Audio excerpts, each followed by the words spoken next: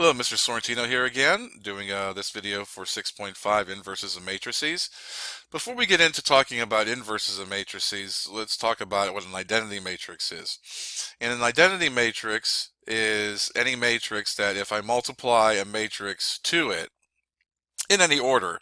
There'll be some matrices you might be able to do it either A times I or I times A. Um, so there's some that you might be able to do either of those, and there's going to be some that you only do one way or the other because of the dimensions of the matrix. But basically, that identity matrix will, if you multiply it to another matrix, you're going to get back that other matrix every time. But identity matrices are square matrices. So they're square matrices, so 2 by 2, 3 by 3, 4 by 4, etc. And you're going to see this diagonal of ones much like, basically you're seeing this reduced row echelon form in them. And, zeros in the other locations. So basically, if I multiply these to a matrix, I should get back the original matrix. Now, any matrix is going to have an identity. There's always going to be at least one matrix, there's going to be an identity matrix that I can multiply it to. It just depends on what order I choose to multiply it in which matrix I would use. So, for instance, considering these matrices down here, A, B, C, and we're going to look at these matrices throughout this this little lesson here. We want to figure out what's going to happen with B times I times B, and E times I, and we want to determine what the identity matrix is. So, I mean, in all these cases, it looks like it's being multiplied by an identity matrix, but these identity matrices may not be the same thing for each time. For instance, when I look at B times I, now B, as I can see up here, is a 3 by 2 matrix. That means if I do a 3 by 2 matrix here, in order for me to be able to multiply any matrix to it, has to have two rows in it, so the inner dimensions work out. So the only identity matrix I could use would be a 2 by 2. And in this case, the final answer would be B. So basically, if I take B times I of 2 by 2, that will equal B. Now if I do I times B, again I have a 3 by 2 matrix in B. In order for the inner dimensions to match up, this would have to have 3 columns. So it has to be a 3 by 3 identity matrix. And again, that would equal B in the long run. So in this case, I would have this. Once again, this demonstrates the fact that matrix multiplication is not commutative, because in each case here, I had to have different dimensions in order to be multiplied to B, in order to achieve the fact that I would have, B show up as the product as well. And lastly, down here, E is a 2 by 2 matrix. That means that I has to be a 2 by 2 matrix as well. And that's going to equal E. So I would say that E times I. Now, in some cases, they'll say what the identity matrix is for these. And other times they'll just write I. I mean, it really doesn't matter, because we don't usually do a whole lot of instances where we need to multiply a matrix by its identity anyway. In most cases, we're looking to multiply a matrix by the inverse of another matrix, especially when we start doing that to help solve systems of equations. So, but the whole idea behind an inverse, an identity matrix, is that it helps us define what an inverse matrix is. So let's take a look at that. So the inverse of a matrix for an n by n matrix. So first off, I know that matrices can only have inverses if they're square matrices. They have to have the same number of rows as columns. The inverse matrix, if it exists, now the existence of it first depends on the dimensions of the original, but there's other instances too that we'll talk about, one of which actually involves a topic we'll look at in the next lesson. I'll bring it up here just briefly anyway. That if I multiply a matrix by its inverse, I should get an identity matrix. That's the whole premise behind it. So that's the definition of it. Now, the procedure of finding the inverse of a matrix um, is what we're going to be looking at doing here. But the whole idea is, I mean, it's quite a bit of a longer process to do it. So, if you know ahead of time that there's no way it's going to have an inverse, it'd be best for you not to even try it. So it's just like, okay, I'm not going to bother with this because it's not going to work. So before we're going to determine here if it's at all possible. So for instance, B is not a square matrix. It has 3 rows and 2 columns. So this is not going to have an existing inverse. There's another one here that doesn't have an existing inverse either, and that's this one. It's a square matrix, yes. Um, and it's something that if you started the procedure I'm about to show to find the inverse of the matrix, you would get to a point where you're not going to be able to achieve what it is you want to achieve. And as a result, I mean, you would just be, have to say that there's no inverse for it. But you would have done a lot of work just to come up to that point. And the fact of the matter is, if there's no inverse for it, you can usually tell pretty quickly. So it has to do with this row of zeros down here. If I have a row or column of zeros only, then it's not going to have an inverse. And that's because this has a determinant. And we're not going to talk about more about the determinant later in another lesson of 0. If a square matrix has a determinant of 0, then it doesn't have an inverse either. So in those kind of instances, I should be able to tell right away. And with all honesty, if I had a chance to, if we discussed the determinant before this, I would definitely find the determinant of A and the determinant of D before I would start trying to go through the process. Because even if it doesn't have a row of zeros or a column of zeros, it could still have a determinant of 0.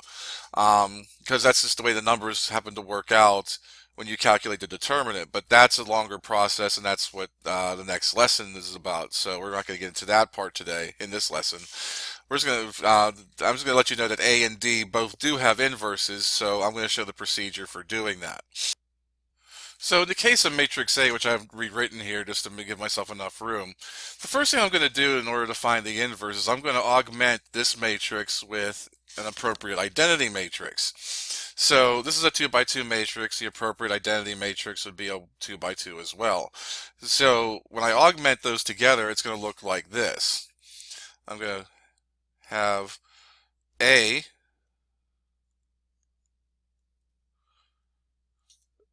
values on the left, my bar, and I'm going to have the identity matrix on the right.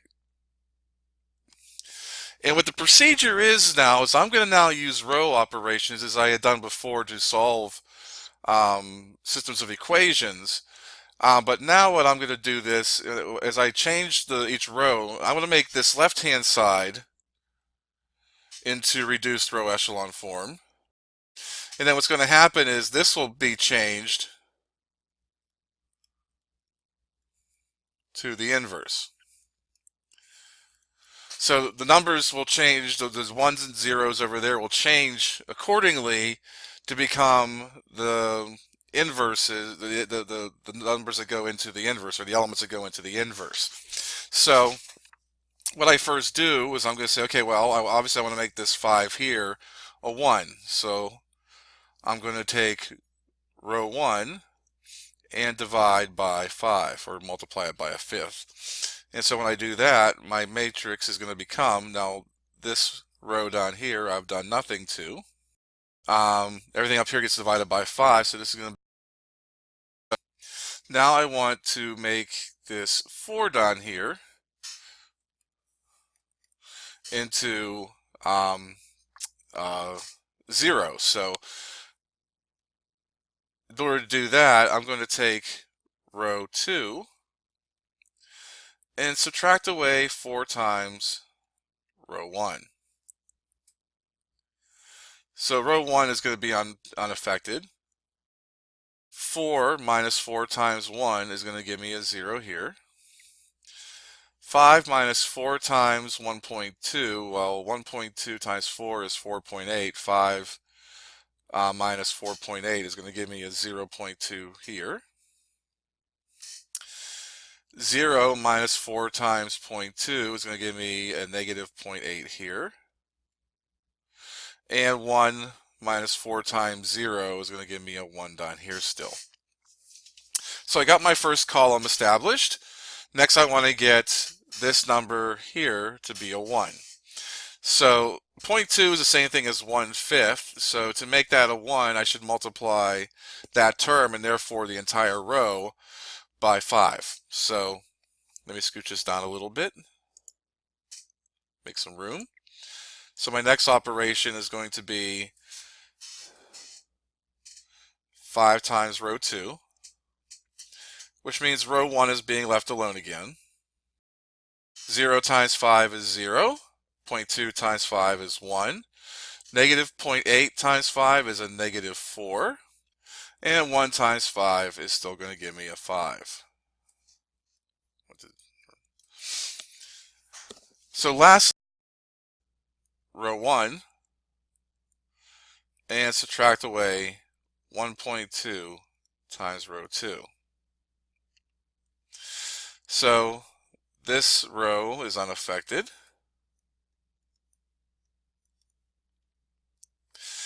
1 minus 1.2 times 0 is going to give me a 1. 1.2 minus 1.2 times 1 is going to give me a 0 here. 0.2 minus 1.2 times negative 4. Well, 1.2 times negative 4 is negative 4.8. So I have 0.2 minus a negative 4.8, which is the same thing as 0.2 plus 4.8. So that's going to give me a 5.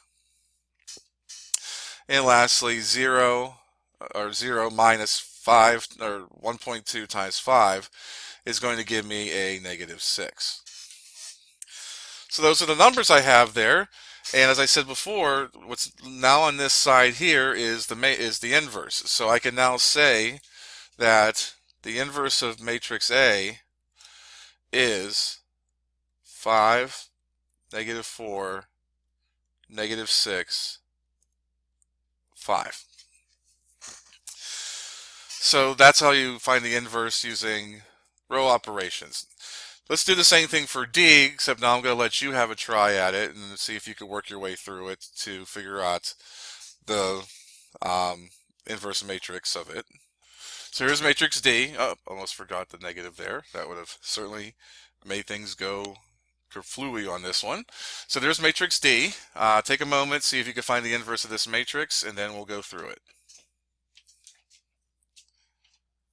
Well, to find the inverse of this matrix, again, I'm going to start with an augmented matrix. So on the left, again, I have the elements that are in matrix D. On the right, I have the 3x3 identity matrix, or reduced row echelon form.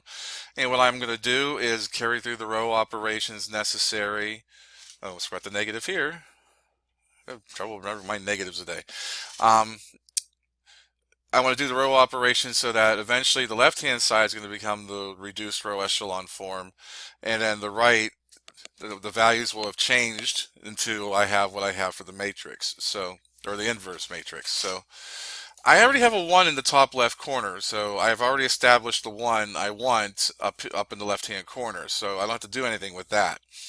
So what I want to do now is I want to get this negative 2 and this negative 3 to be zeros. So the row operations I'm going to do to accomplish that is that I'm going to take row 2 and add 2 times row 1, and I want to take row 3 and add 3 times row 1. So the only thing that's unaffected with this is row 1, so we're going to rewrite that. So for row 2, I start with negative 2 plus 2 times 1 is going to give me the 0 I was shooting for here. 11 plus 2 times negative 5, that's going to be 11 plus negative 10, which is going to give me a 1.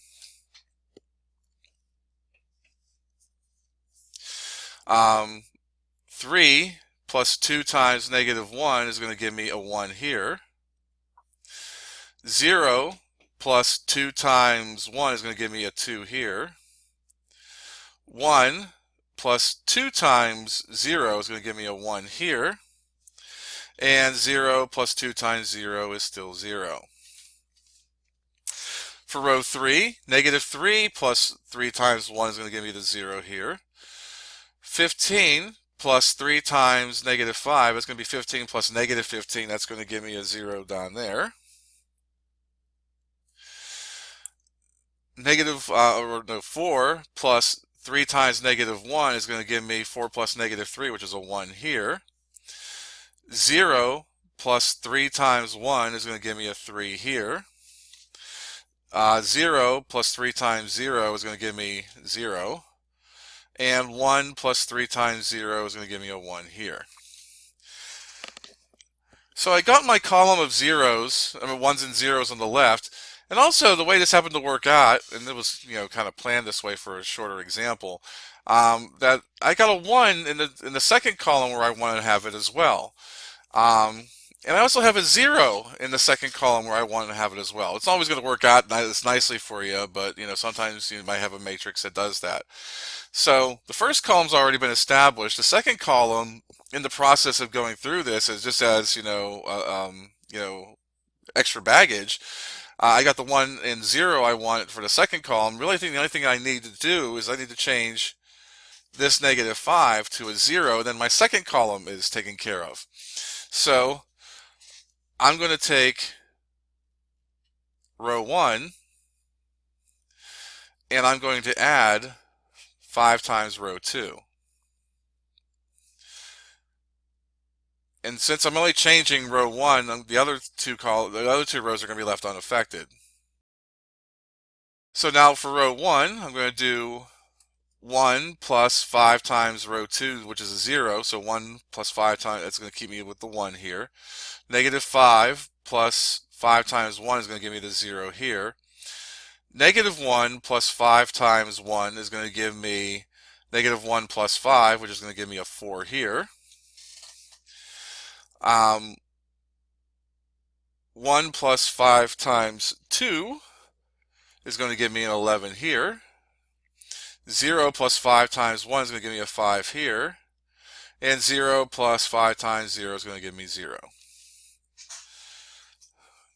So I'm at this point, and I have 2 of my columns established, and I also have the 1 down here that I already want. So I'm already well on my way for this one. So the last row operations I have to do would be to turn this number and this number into zeros.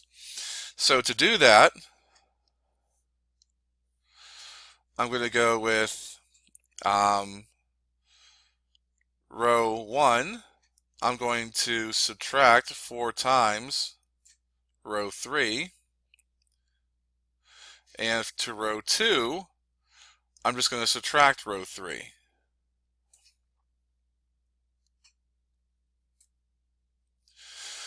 So the last row is unaffected.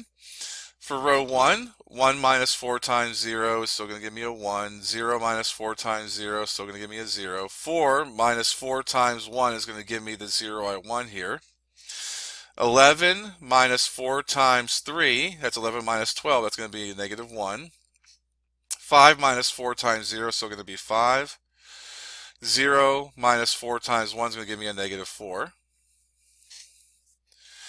Now I'm on to the second row. 0 minus 0 is 0. 1 minus 0 is 1. 1 minus 1 is 0. So I got my reduced row echelon form. 2 minus 3 is negative 1. 1 minus 0 is 1. 0 minus 1 is negative 1. Now this is a side note, just so that you're aware of this. A lot of times when you're dealing, especially with 3 by 3 matrices, you're going to start seeing a lot of fractions when you do some of these divisions. I mean, it just happened to be that this was set up to have a lot of 1s and 0s come about doing multiple operations. So, but we got to the end. The left-hand side now has our reduced row echelon form, so that means the right-hand side would be the inverse. So D negative 1, or the inverse of D, would be And so that's the procedure for doing it. It gets to be longer and more involved, but it takes some time to do it, but it's not too bad to do it. So in the long run. Now, in your notes, you're given, how to put this into your calculator in order to find the inverse. And essentially, you put your matrices in, and it's best to do it if you put them in, under the matrix command, and that's been shown before. And then if you just do just hit that and just do the x-1 key, which is the key right underneath your math button. It's on the far left-hand column. You have your second button, alpha, math, and then x-1. That's how you get that little -1 there. And it'll give you the inverse of the matrix. So, and as you can see here for B, it didn't work. We discussed why it's not a square matrix. It just didn't work. You notice it says invalid dimensions. So it's kind of telling you that you don't have a matrix that has the right dimensions to have it. Whereas you look at matrix C, when they try to do it here, it says singular matrix. And singular matrix is basically saying that you would get that row of zeros or column of zeros if you were doing row operations. And that's what the determinant actually does also tell you as well. But we haven't talked about the determinant beyond just the mention of it I did before. And of course, D -1 gave us the same answer we had there. So you could do this on your calculator fairly simply. But you will be asked to be able to show that you could actually find the inverse of a matrix using the row operations. And typically, you're going to be asked to do a 3 by 3. Finding the inverse of a matrix, and if you have a shortcut for doing it, which you can see now you do, you can use your calculator, except on the final. That basically that gives you a shortcut for solving a system of equations as well. So taking point here that I want to solve this system of equations. Okay. Now, what they first ask you to do is write the equation in the format a times x equals b. So we're not going to write this in augmented form. So we're not going to kind of go over that again, which we kind of just did with the inverse matrix. We're not going to do it this way. I mean, you can. See, that augmented matrix is basically means I'm taking the two parts and making it into one overall matrix. They're asking you to write a matrix equation. So these are going to be, considered two different matrices. This is going to be my B matrix. This is going to be my A matrix. The A matrix is the coefficient matrix. B is the result matrix. And they're also defining a variable x here. That's going to be the variable matrix. And so when I write an equation like this, I'm going to take A times the matrix X, which is going to have all my variables. Another reason why you have to make sure you have them all lined up, because now if I multiply these two together, I should get back the exact same thing. 3 times X minus 4 times Y plus 2 times Z, and so forth and so on. And that's going to equal my result matrix. So again, this is my matrix A, this is my matrix X, this is my matrix B. Much like algebra, these are matrices. If I was solving an algebra equation, I would normally say, okay, if I was solving for x, the variable, or in this case the variable matrix, I would usually divide both sides by a. But again, we really don't have matrix division. We do have, however, the ability to multiply by an inverse. So instead of, thinking of it as a division,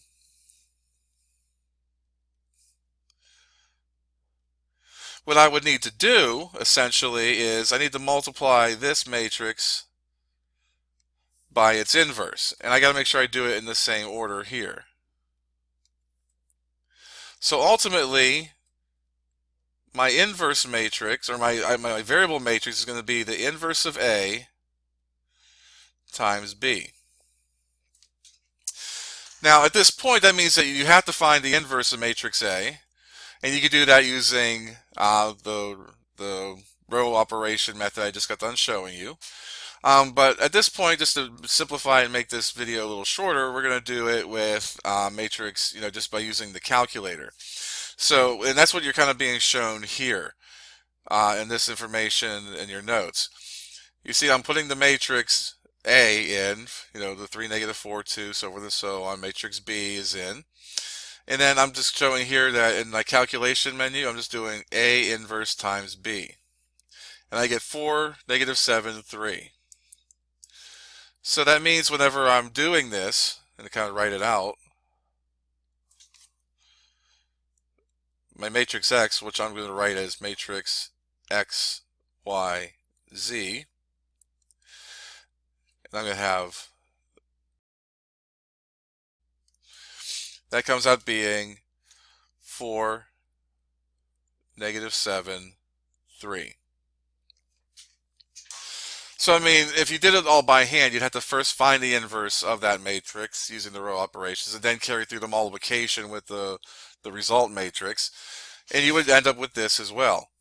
And that basically means that for these two matrices here and here to be equal, their elements have to be equal. So X would have to be 4, Y would have to be negative 7, Z would have to be 3, and that's your solution. So again, that's another method of using this, using inverses to find the solution to a system of linear equations as well. So, and again, you can do it the long way with finding the inverse yourself and then carrying through the multiplication yourself. You can also do it using the calculator at this point. It's just making sure you set it up correctly. And again, if you're not being told one way or another to do it, you can use this method. Just make sure you show what you're putting into the calculator. You will be required to find the inverse of a matrix somewhere during a quiz and or a test. But this certainly makes it a lot more simplified once I'm able to separate what matrix A and matrix B are, and make sure I multiply the inverse of A times B. And that brings me to the end of this video. If you have any additional questions, please make sure to bring them up in class or see me during office hours. Until I see you in one of those places or until the next video, I'll see you around. Have a good day.